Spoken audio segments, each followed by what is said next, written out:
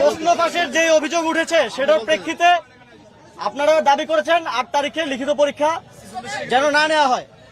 এই বিষয়ে এখন পিএসসির একজন সদস্য আপনাদেরকে নিশ্চিত করবেন। আমাদের এই সন্তানদের মতো যেসব ক্যান্ডিডেট প্রার্থী বলি, ছাত্র বলি, সবাই এখানে আছেন, দীর্ঘদিন যাবৎ পরিশ্রম করতেছে। আমরা এখানে আছি একটা সদিচ্ছা নিয়ে। আমরা সরকারের বিভিন্ন মহলে কথা বলেছি, মন্ত্রী মহোদয় এখানে আছেন, উনি সাক্ষী হিসেবে আছেন। বিভিন্ন জায়গায় কথা বলে আমরা একটা সিদ্ধান্ত নিয়েছি।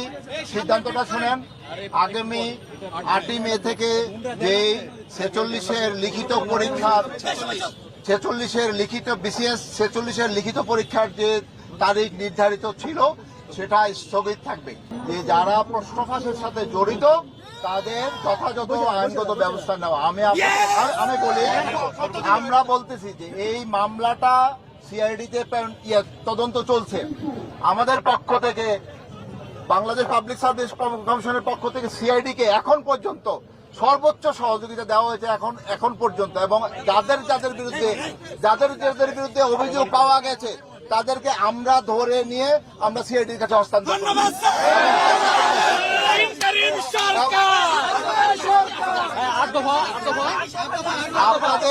আপনাদের অন্যান্য এই যে এত সংস্কারের কথা বলছেন, পিএসসি সংস্কারের যে দাবি, এই দাবির এই সকল সংস্কার